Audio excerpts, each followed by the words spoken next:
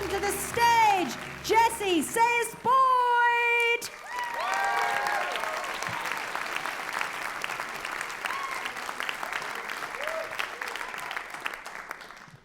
A bit down, I think.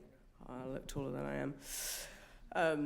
So, at the grand old age of 24, I'd woken up with a tight chest. Now, I've had asthma for quite a number of years, so I didn't think much of it. I thought it was just the barbecue from last night still lingering around. And I had a job to do, because at the time, I was an office manager at a bank. And if you don't know what an office manager does, they basically order stationery, organise meetings, fix chairs, and today, I was going to move boxes. 30 boxes of jumpers, to be specific. And these were heavy. They're about, 15 to 20 kilos.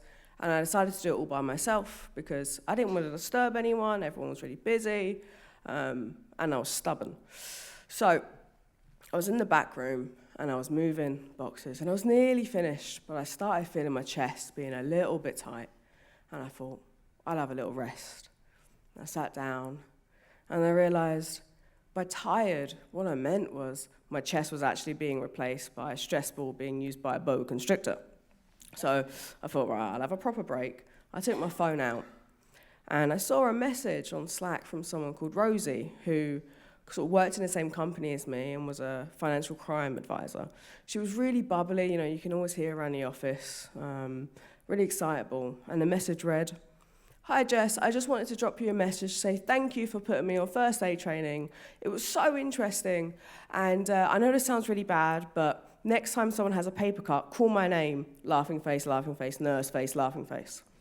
I thought, oh, isn't that nice? She's very excited. Glad I did that. I don't really know Rosie, so I didn't really want to reply. We only had, the little polite nods as we passed each other.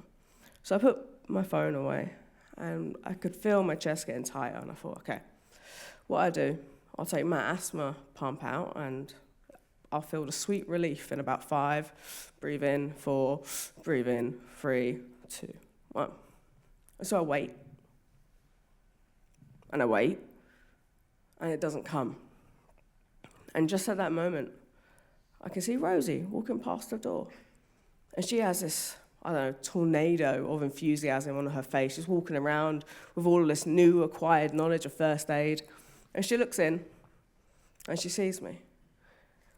And suddenly her face changes. She comes in, and she shuts her door behind her, like she's closing off an incident. And she kneels down, and she looks me in the eye.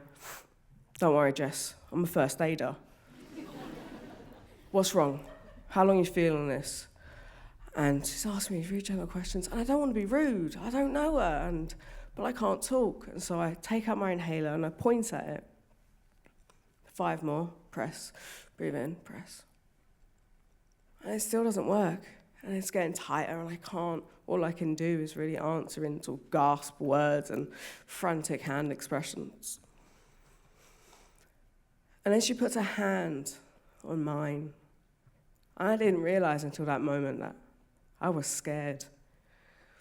And so she helps me up, and she gets me out of the building to get some fresh air, and she says, "I think we need to call an ambulance." Shake my head. "No, I don't want to make a fuss. Yeah, I'll be fine in a minute. I don't want to make a fuss." And she goes, "As the first aider, Jess, this is the right decision." Who am I to argue at this point?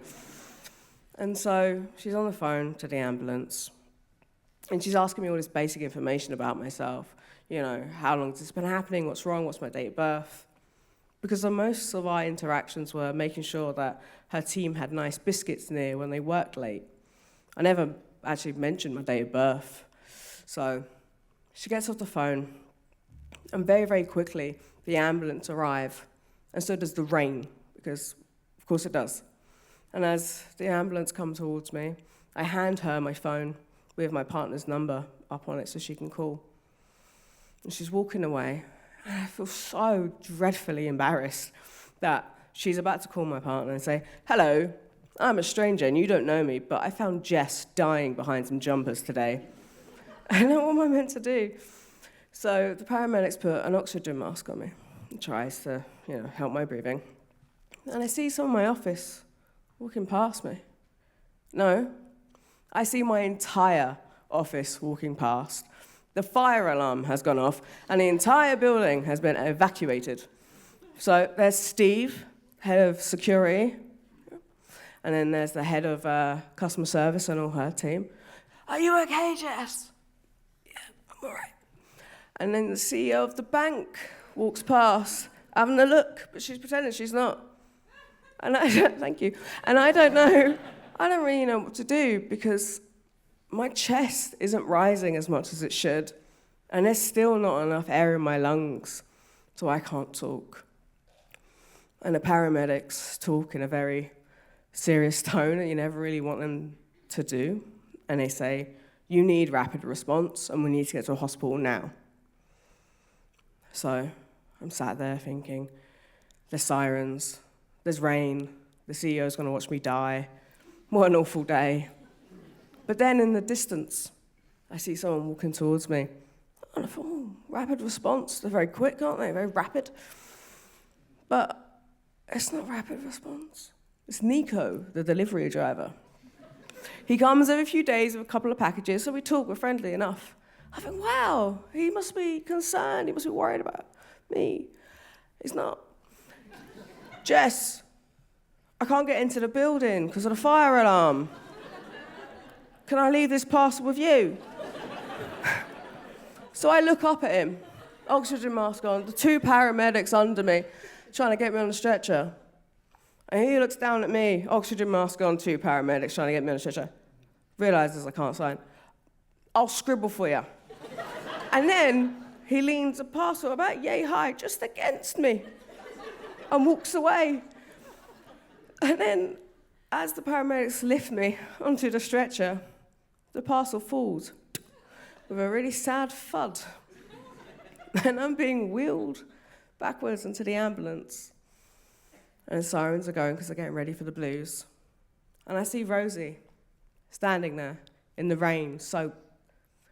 And she's standing there, and I think, she doesn't know me. I don't know her. She doesn't owe me anything. And next to her is that very sad, damp parcel. Nico doesn't know me. He doesn't owe me anything. Just because he walked away doesn't mean he's bad.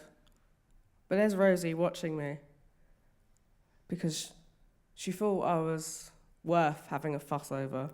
She walked past that room, saw me, and decided to come in and help.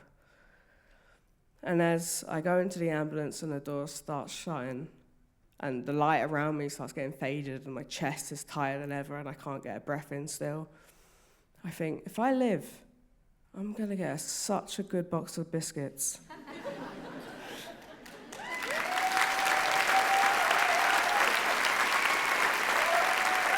Jessie Sayce, boy, everybody!